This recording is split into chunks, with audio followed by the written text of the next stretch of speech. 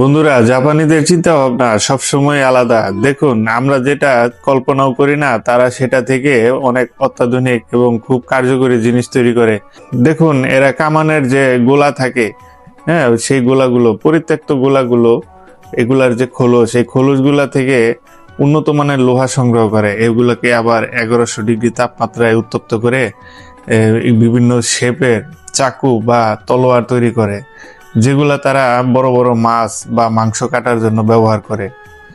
দেখুন না, পুরো ভিডিওটা দেখলে বুঝতে পারবেন। চলুন আর কথা না বাড়িয়ে ভিডিওটা দেখি।